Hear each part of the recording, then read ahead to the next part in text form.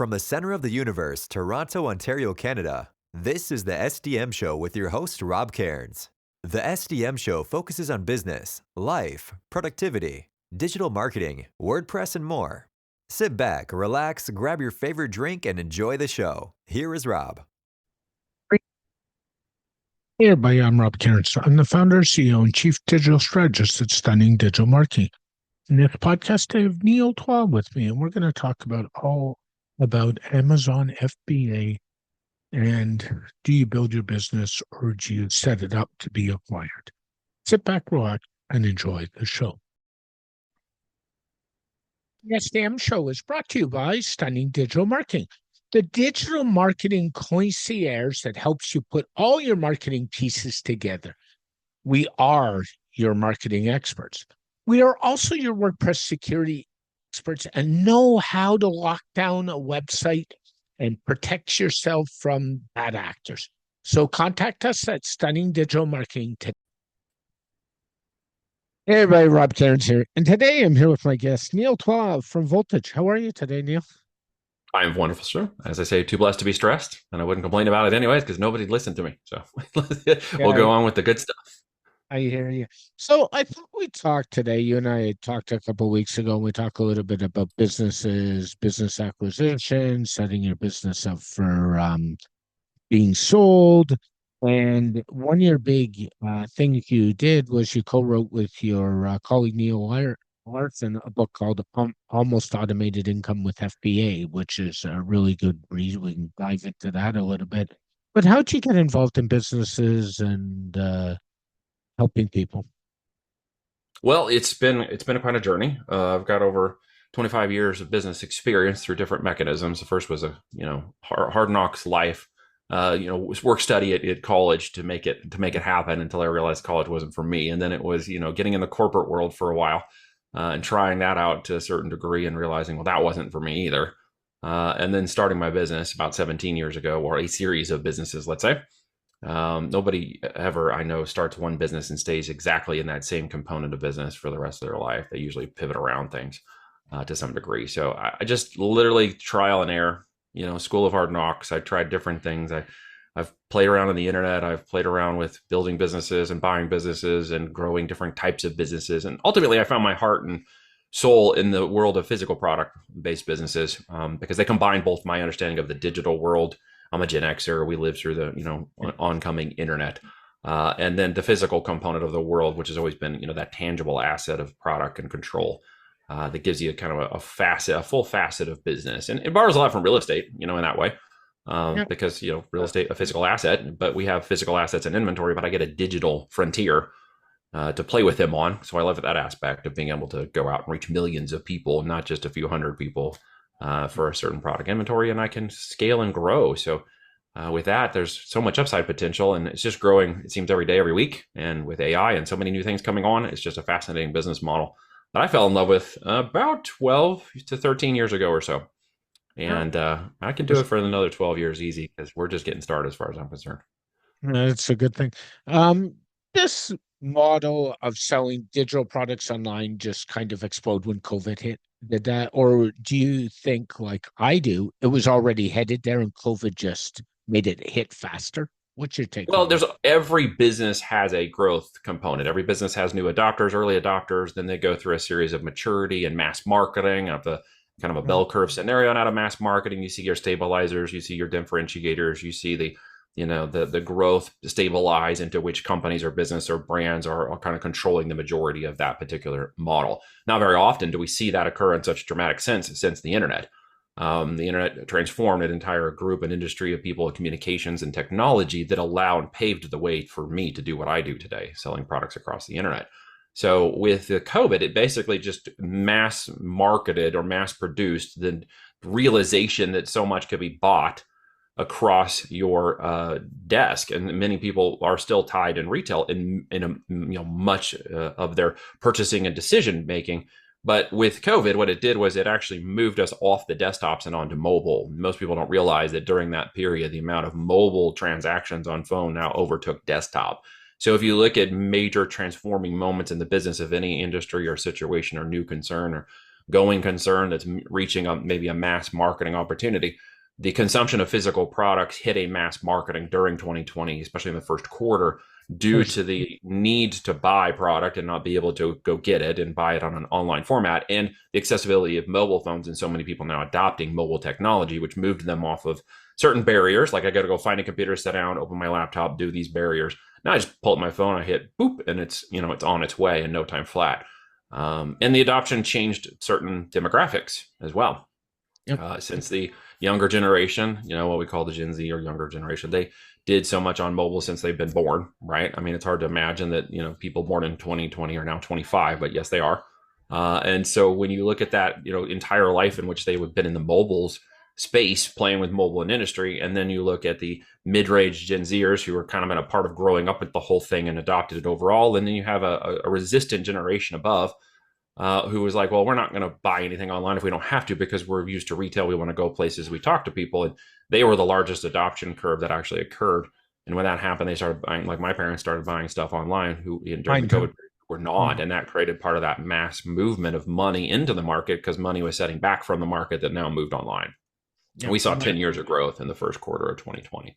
That's how fast it went. So yes, it mass. My mom was the same way. My mom's 80 and she's like, do you have to buy everything on Amazon? And I'm like, yeah, that's kind of the way I my parents do too. And they were resistant to it, but they sort of understand it now. Yeah, and they still don't use it on their mobile phone. They'll do it on their desktop, but they won't touch it on their mobile. There's like a barrier still there that doesn't make any sense. I'm like, well, it's a handheld computer, Mom. It's like, it is your computer in your phone. But it's just this weird thinking of physical connection to the desk, and mobile is a disconnect. Therefore, it feels more risky somehow. And it doesn't really feel like a computer, but it actually is, right? No question. Before we dive into the whole Amazon set, because that's kind of your bread and butter, what do you think about competitors like Temu coming up? So I read an interesting article yesterday that said, and for those who don't know, Temu is a Chinese marketplace. They seem to have spent millions of dollars in advertising and PPC ads because they're like everywhere right now, whether you like it or not. And I'd read somewhere that they were about to let North American sellers into their marketplace. What's your take on that? Should marketplaces like that be ignored, or are we better off going back to the trial and proven Amazon every time? Well, I mean, the socio and economic component of what happened in America in the last 5 to 7 years is one of the reasons why they popped up. And the inflation increase and monetary changes have caused certain economic challenges with people at home, dual incomes, more taxation, inflation and stuff taking away. And they want and need certain products. And so they popped up with the idea, well, I can wait a little bit longer if I buy direct from China through Temu and Shine and these other things. And even AliExpress was been around for a long time, but most people don't even know it existed before Temu and Shine. And they made a mass marketing push for those to really get in the market and play on that low cost direct from China sort of thing. It doesn't take market from us at the end of the day. For brand driven products, there is an instilled value in the product or the type of products, especially in America, that we prefer to get that aren't just low cost opportunities. In fact, the average price point on Amazon is $69. So with Temu, it's way, way, way, way lower than that. And they're also, they got certain exemptions from the government to allow some of these things to occur, like the 230 exemption. And with other things that were in place, they could import and actually, circumvent certain situations that we couldn't do through normal mechanisms and legal mechanisms of importing products and through those logistic channels. And so they were circumventing some of those things, even discovering here recently that Temu was using fake labels to lower their cost of UPS postaging. So they were doing a lot of unethical things with a lot of people in their back pocket. And certain lobbies and other things. We won't get into that too much, just to know that they were playing a game of flooding America with cheap Chinese products, and they almost pulled it off. With the closing of that exemption and the removal of those things, then you're not going to have to go and they're being discovered. So at the end of the day, that was fun. Amazon did their whole version of that, but there's no way that's going to get off the ground ultimately, because not everybody wants a piece of junk in China. They want a brand, they want a value, they want to be able to get something. And our highest selling brands are $50 to $500 in retail price point. When there are low Chinese options for that, they prefer to buy the brands that they know and believe and trust that are more American-backed companies, small businesses. So what that is doing is it's actually forcing a really cool thing to occur that was there about 6 years ago and has since translated into some of that inflationary decision making, more reviews, lower cost mindset, but that's actually been pushing back as people have become a little more hopeful, a little more opportunistic with the ideas that money is being saved and therefore money could be spent, and their taxes are sort of looking like they're going to be reduced in certain areas. And even, Florida is like, hey, if you, give us a bill, we're going to pass no property taxes, right? They have no income tax. Now they're saying we're going to pass no property taxes. And so that kind of hope is pushing into places like Texas and others. And with you see this kind of turn back, you see the American economy turning a different direction. You see people willing to spend for products that they can get access to in 2 days or less through trusted mechanisms like Amazon. And that's increasing the volume of sales. That's increasing the opportunity. That's increasing marketing. I have more than $1 trillion committed to coming back into the United States. Apple just making a big concerted effort with 500 billion and 20,000 jobs back in the United States. Give it some time, but if you're bullish like me in the market, you should actually be pushing into it hard. You should be launching more brands, launching your products, getting that business going. This is your slingshot 2025 moment. I will have a very different conversation with you next year. And hopefully it's not one of I told you so, but I have a sneaking suspicion that I'll go with a 50-50 I told you so. I told you so. And I told you that this is going to happen if you're not listening. Get in your business, get your products going, launch those additional brands, buy those additional companies, get ahead of this wave as things are transitioning extremely fast. Not everybody sees it, and there are people who are being impacted, and that's very bad. I don't like to see people and families impacted by this. But we have to remember there's victim mentality mindsets, and then there are warrior mindsets. And if you're not in the warrior mindset and preparing yourself, then you will be victimized by the market, your job, anything else that occurs. A warrior mindset is one that goes out and says, I am not a victim of my circumstances. I will take responsibility for whatever occurs, and I will move and position myself in front of opportunities and skill sets and challenges to move my family, to move myself, and to not just let the market take advantage of me. There's a lot of people crying today about the market taking advantage of them, when in actuality, there is market opportunity that it's insanely valuable right now. You just have to be able to shift and turn that mindset into something that grows. And 2025 is the year to do that. If you've been wondering, could I get into a business? Should I get into a business? Is it a good time to start the business? Yes, we're building capital chains up right now to go buy companies as fast as we can get our hands on them. We are building extra supply chain. We're launching additional products. We're going after $100 to $500 product range. We are moving a bullish amount of capital and money and time and attention into taking advantage of this slingshot that is coming. It is going to be here, and it's going to be a very different conversation next year. Oh, I'm sure. In terms of Amazon FBA, if I'm looking at starting an FBA and I come to you, what is the minimum capital you need to get in the ballgame? And what is the minimum number of products you need to get in the ballgame? Of course. I think you said in the book, and correct me if I'm wrong, it's somewhere in the neighborhood of at least 5, if not more. Yeah. Correct. That's my strategy. That's what Voltage deploys. I think that's why we've had so much success, why we've been at this for 12 years and still doing it, why we have profitable brands in the market where others are crying, Amazon takes all your fees. I'm not, because we've actually got our fees reduced and our price points have gone up. So we've gone a very different direction in the strategy, and it's very much away from any like hopium course guru mindset YouTube mentality. And I think if you read the book, you catch where this is at. It's at the fundamentals of business and growth. And growth and economies of scale that transitions into a business that becomes a saleable and going concern and a saleable asset. And that's all maintained in the profitability and the bottom line. So as we look at our products and we go through what we call our 5x5 process, which I outlined in the book, that is to put 5 test products in the market in FBA to start. We do because it's 150 plus million buyers who are there to buy in 30 seconds or less. It's a giant marketplace. It's not an eBay, Fleabay market because, they have products and brands and people are brand driven. And so they can get access to that. So it's a very different, mechanism and a psychology of buyer. And those 5 products go in because law of averages says if I put enough in the market, if I do enough things, I will see success in time at one of those things. So I'm not going to put all my eggs in one basket, like so many people say, and go buy 5,000 units or 2,000 units of one product, put it in the market, and try to ride all my hopes and dreams in time on that market and that my one shot and my new experience and that's an amateur business move. Okay. At the end of the day, a business person knows it takes time. You got to get to revenues, and from revenues, you dial in whatever's working. So you get to profits. Okay. You don't just jump in with a 2,000 units and go straight to profits. That's not how it works. Real business people know that. And if anybody's telling you differently, please pay very close attention to this. As those 5 products go in and I test 100 units on each of those 5 products, what am I actually doing, David, when I do that? When I put those 5 in, 100 units of each of those products, and I say, what am I saying to the market, and what is the market telling me? Yeah, I agree.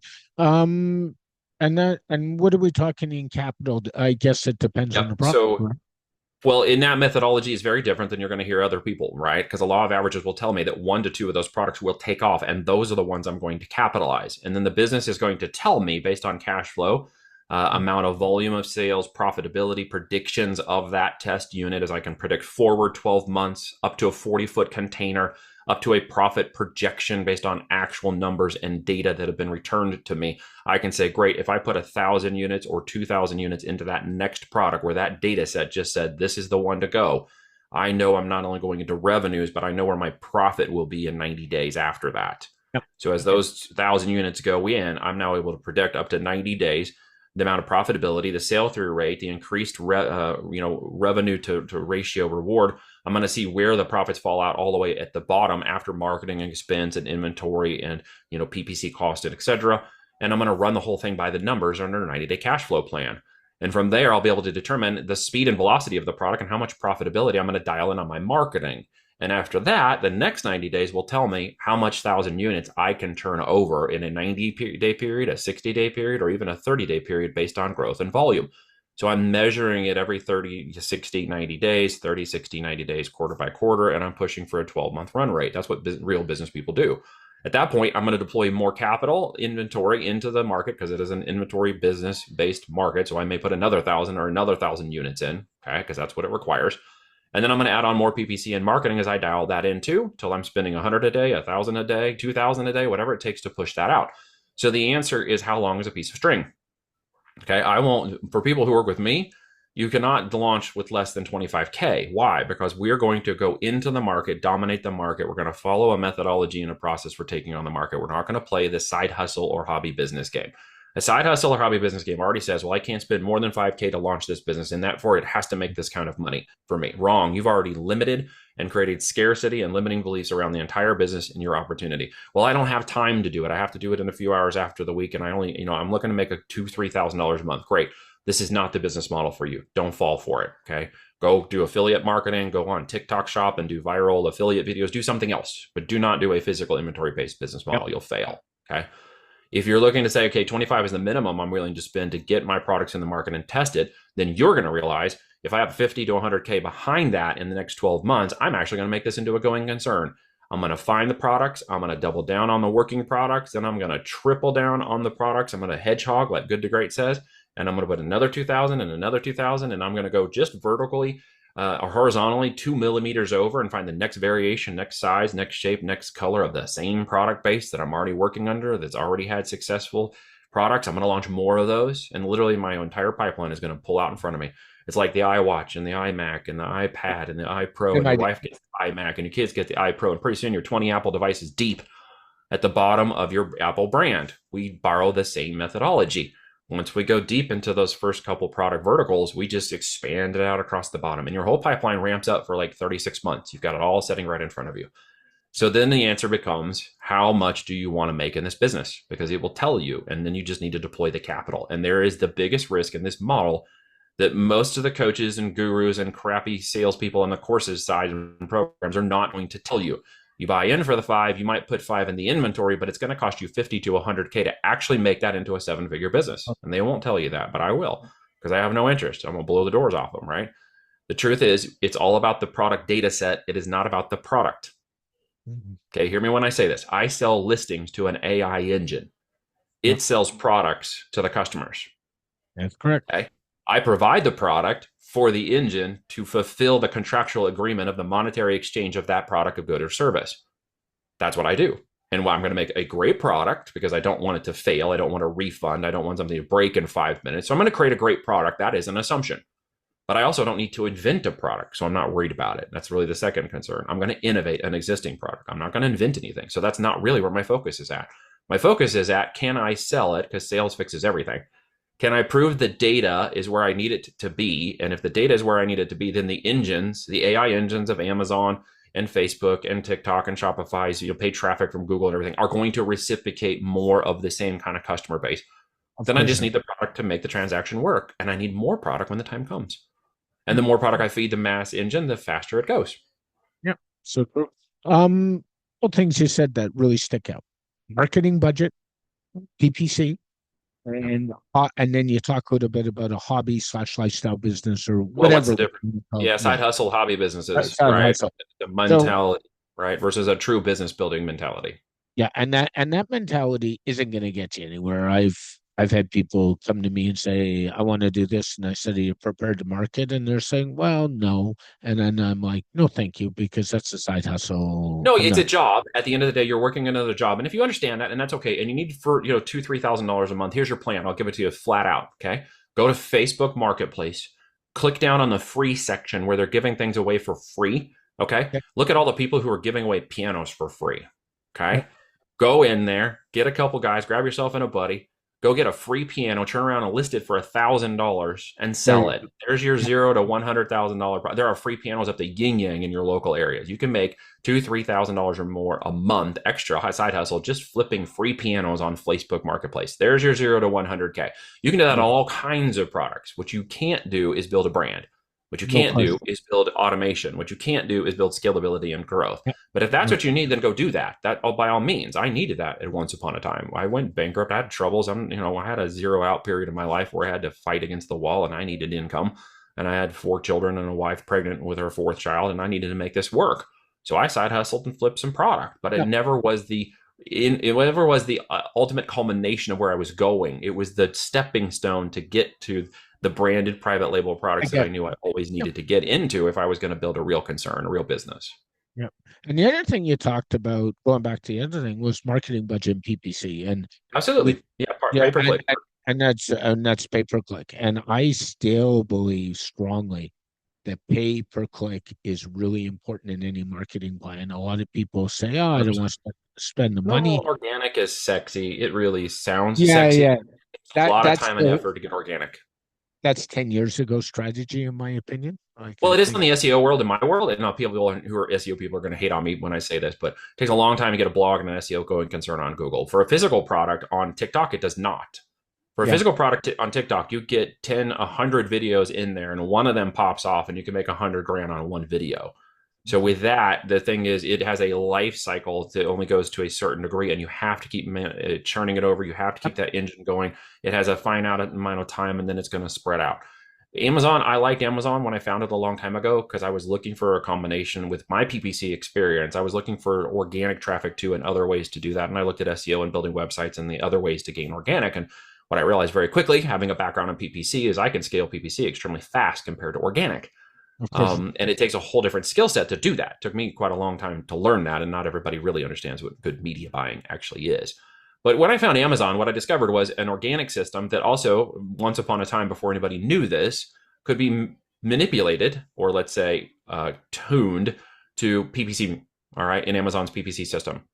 And I actually broke the algorithm for a little bit, side piece, and then ended up talking to the VP team over at Amazon on their paid traffic because they wanted to know what the heck I was doing. And I got on a call with like 5 executives who were pounding me into like, well, how did you break our system? What did you do? This was like in 2014, 2015. And not long after that, not saying I had anything to do this, but we noticed that in 2015, 16, and 17, they changed much of their PPC marketing platform to match up with Google's strategy of keywords, broad keyword and analytic data. Why? Because Google has a very strong system of analytics and data, and they were one of the largest buyers and are the largest buyers of AdWords traffic. And so they wanted to do that. So they started hiring a lot of Google engineers, and they trained the platform to make it a little bit different. What it actually did was it expanded more on the pay-per-click marketing inside of Amazon, impacting Amazon's organic ranking. So when that happened, the pure organic model left, okay, making it require that you pay for PPC to get the organic. Now, can you use PPC as a tool to gain organic in Amazon? Absolutely. It's one of the best things about this platform that you cannot get anywhere else except Etsy, but Etsy does not have the volume, okay? And with this Amazon PPC, okay, I can now affect my organic ranking. I can change the pendulum swing. I can take PPC that might be very high average cost of sales to start off with, and I can acquire those customers and I can pull that data in and I can get the analytic engine to start thinking, what am I about? What's my customer intent? Why are people buying from me? And then I can see more organic start raising up. And at some point, you're crossing 30, 40, 50% organic and 50% PPC, and the numbers start to shift extremely fast. There's a couple of barriers you cross after 12 years experience. We figured out where those barriers are, and the algorithmic engine starts swinging this direction. And if you do a really great job on a couple of metrics of AOV and tacos, total advertising cost of sale, which is organic and PPC.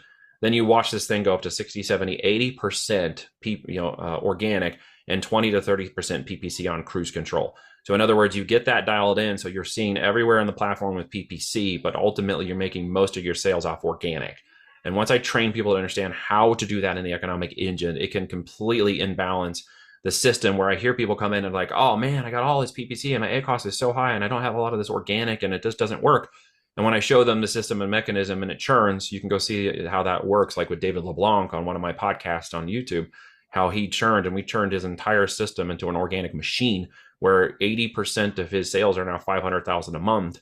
All right. And he's cruising at like 25% tacos on his system. And he can actually double and triple his spend to get to $250,000 up to $1 million a month in sales by simply continuing to expand on the budgets for his PPC and his marketing. So there's a whole economic system I love about that platform that really proves that you can incubate a brand and a product for a large going concern. And then, because we build e-commerce companies that have a first sales channel as Amazon, we then move into places like Shopify or paid traffic. We move into TikTok. We move into retail. We move into other sales channels where we can expand that brand into a larger marketplace. You mentioned TikTok. I have to go there because we Oh, all yeah. know we all know the uncertainty going on in the U.S. Oh, yeah. And who owns it and all this other stuff. Yeah. And who owns it. Are you guys concerned about that, or do you think it's all going No. to go? No, I was one of the ones who was bullishly telling everybody TikTok wouldn't be shut down. And actually, they didn't shut down. They just changed their algorithm. And in the process of them changing their algorithm during the 4 or 5 hour outage, so did Instagram. But most people didn't pay attention to what Instagram just did, as they're leading to Instagram shops to try and compete with TikTok. You should go check that out. Why? Because Instagram's organic channel just went through the roof. In the last 2 months, there are things happening with Instagram organic traffic that have not been there previously. They basically updated their algorithm when TikTok went down in order to take advantage of the algorithmic things that TikTok was doing for virality. So it is a very, viral, what we call a demand creation platform. Okay, it is grabbing attention. It is a 30-second or 7-second video about the product. It is creating demand about something someone hasn't seen and getting everybody at a fever pitch, right? And getting the viral, videos to go out. But where the demand capture actually happens is on Amazon, and it happens in TikTok shops as well. But you've got a lot of people who don't trust TikTok shops or don't really understand it all, but they know Amazon. They already order, they got subscribe and save, they've been on it before, they've already tried it, they've returned products, they know how that works. 30% of the traffic that comes across TikTok for us is ending up on Amazon. And it's giving Amazon a lift. So as we do traffic and mechanism over here with user-generated content from users, and sending that across, we're seeing that lift happen on Amazon. So that's one of its major benefits if you're going to do it. Same thing happens with paid traffic on Meta or Google. If you're up in your traffic on your DTC channel, your direct-to-consumer channel, which is like a Shopify or website, you have to understand if you don't have a strong Amazon presence, okay, someone over there is eating your lunch. Could be me, because I'm looking for brands in the DTC world who do not have a strong Amazon channel, and then I'm coming right in and grabbing what we call that as seen on TV opportunity to pick up the traffic that is naturally coming onto Amazon from their brands, but they are not representing themselves properly. And we can slipstream right into that and borrow their traffic that's coming off, onto Amazon from their marketing and campaigns that they're not getting because they just don't show up. And we can show up ahead of that and take that off Amazon traffic on Amazon and grab that demand. And it comes from television too, by the way. Nielsen reports that about 30% of ads that have a product in them now on television end up on Amazon. Right? So it has become the demand capture platform. In other words, like it or not, you need to get the profitability right with fees and marketing and other things on Amazon to make it work correctly. But if you have a physical product in this world and you're selling it in any other channel, you must have an Amazon present. It's like the yellow book now of 2025. And if you're not on it and taking advantage of it, you could miss out on it greatly. I agree with you. Do you prefer to build companies for long term, or do you? And I know you've also talked about, or for cash flow versus exit. Yeah, cash flow is just it's a strategy by which, of course, what I like to say, revenue is vanity, profit is sanity, and cash flow is king. So if you can cash flow any concern that continues to grow, has upside potential, has other market penetration you can continue to do, you hang on to that until it becomes a really good asset that you want to sell. At the end of the day, it is the physical inventory, lists, marketing engine, the value proposition, and any intellectual property you have that make that a saleable asset at the end of the day. And when you decide to sell, always encourage people to sell on the way up. Never sell for most of the reasons why you see these businesses on Flippa and other places. And that's because they become distressed. The owner is distressed. The situation needs a change and they're trying to sell out of it. Yeah. Always sell on the way up. Okay. There's more money to be made on the way up than there is in any other event related thing. And people should really listen to that. So we always want to sell on the way up. And the way up is, I got a great channel going. I've got an opportunity for additional cash flow and growth through another channel. And I might want to try retail, or I'm going to go ahead and open my Shopify store and get into marketing and get my additional channels and data bought in. You can only get so much data on Amazon from a customer because it is their customer. So you do eventually need an additional channel outside of Amazon, which is why there is no such thing in my world as an Amazon business. There is a business that has a sales channel called Amazon, and it needs to have multiple sales channels. Just to be very clear. People will go, well, there's an FBA business. No, you have a business with a single sales channel. And that makes it a risk. So we have to go out and create these other opportunities. And with that, cash flow and the opportunity is just a choice from the business perspective as how long I want to hang on to it, how much more I want to make out of the business. As I increase profitability, I increase the basis points by which that company is going to be valued on. Let's say I could get it at 3x on an Amazon sales channel only. Great. Well, if I went out and spent 2 years building a Shopify channel, I could turn that into a 5x. Not only would I gain the growth, pull in the customer data, I can get 2 more basis points. And when you're talking about millions of dollars, that changes dramatically fast. And honestly, what's 2 more years and how fast things are moving in life, right? But you open those additional channels, you increase the multiples, right? You increase subscribe and save on Amazon, you get subscribe and save, if you will, through your subscription channels on Shopify, et cetera. Even TikTok shops now offering subscriptions.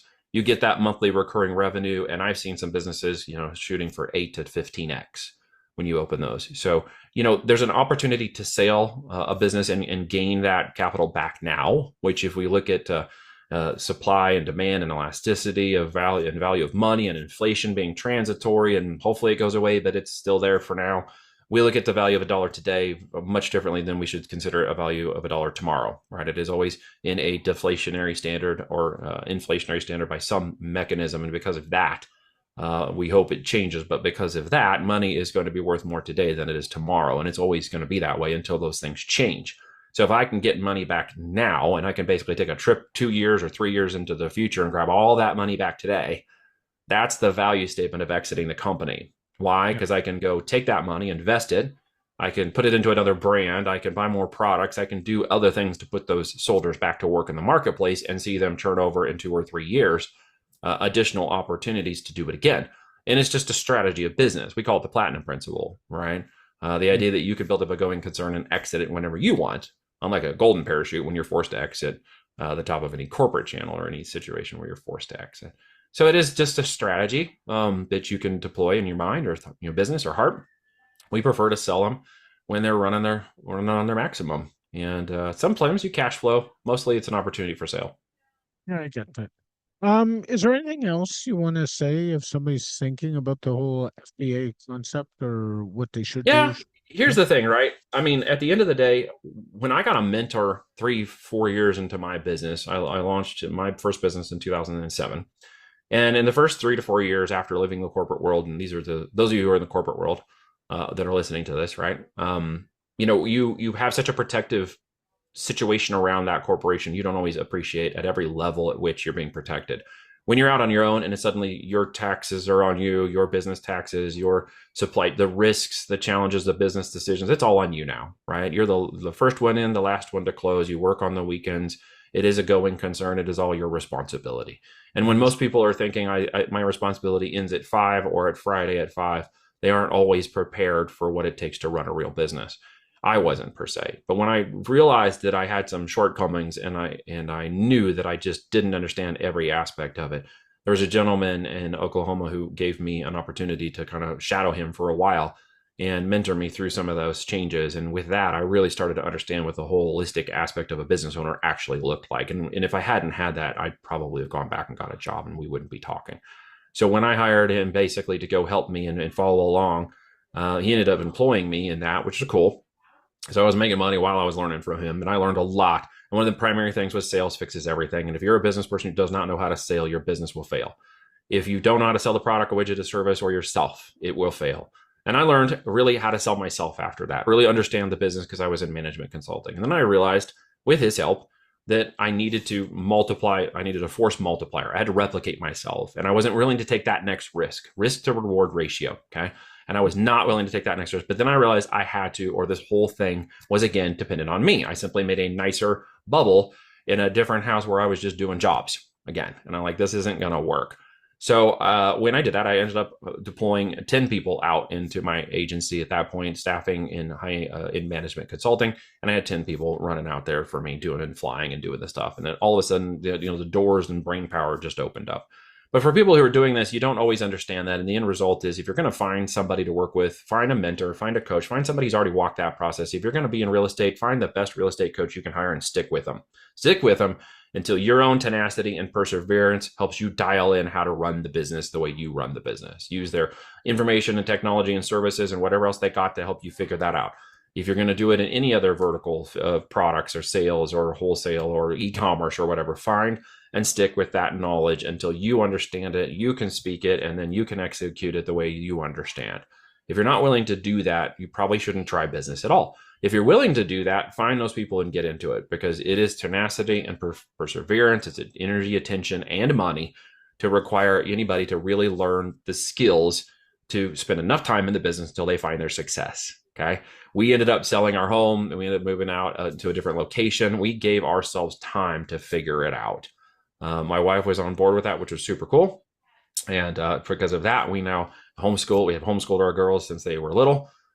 We live on 50 acres in the country. My life is now the culmination of everything I wanted it to be 17 years ago, and slowly have worked into that place where my life and my business now extol everything I speak about, teach about, and do, all the way down to homeschooling my own kids and doing what we do as a part of our life, Style by Design, and then showing other people how to get to that. But it is a process. If you walk it alone, it's a much more difficult thing to do. It'll take you many more years of knowledge and failure. And if you're going to get into e-com, there are big failure points. Like, where do I send money? If I'm sending that first 5,000 out to this manufacturer, did I do it right? Did I get the contracts right? You can make big mistakes in this kinds of business model if you don't have the right people, right connections, and right infrastructure, even right tools and software. You'll be wasting and spending hours and years, maybe even hundreds of thousands of dollars more than if you just paid to get the help was necessary from the very beginning. So I just encourage people to consider that in every business they're looking at doing, especially if they're going to try e-com, which is a physical product business, and you got to be very careful because you can make big mistakes really fast. So true. Neil, thanks for this. If somebody wants to get a hold of you or Voltage, how's the best way? Well, if I haven't turned you all off to business in this conversation today, which I hope I did, there's super amounts of opportunity going on. You can go over to voltagedm.com. That's Voltage Digital Marketing. As we are a business, an incubator, we are not an agency. We are a done with you consultancy. We have service provider tools and systems and training and technologies to build operators. The operators that are built up, and you can see that in the presentation, in the book, and information that are provided at the site, are really geared to build a CEO operator into a position of an actual going concern. Because my goal, my big, hairy, audacious goal, you ready for this, Rob? I want to acquire their companies when they get 4 and 5 years out. That's my big, hairy, audacious goal. Get them into a business concern that I can actually acquire. So I'm going to train them and mentor them and get them through the business hurdles, the time, energy, attention, and money required, so that there's a going concern that is actually a value for all of us in the end of that relationship. Yeah, that's really cool. Thanks, Neil. Have an amazing day, my friend. Be well. Sir. This podcast has been brought to you by Stunning Digital Marketing, your digital marketing concierge to help the business owner put all his pieces together, whether it's email marketing, WordPress security, WordPress design and development, PPC, and more. Text Stunning Digital Marketing for all your digital marketing needs today. Very special thank you to Neil for joining me on this edition of the SDMs. The SDM show is dedicated to my late father, Bruce Cairns. Dad, I miss you very much every day. My mother, Ann Cairns, who's still doing really well and is an inspiration. And of course, Tiz Maroney. And Tiz, I know I've said it, but thank you so much for all the inspiration you give me every day.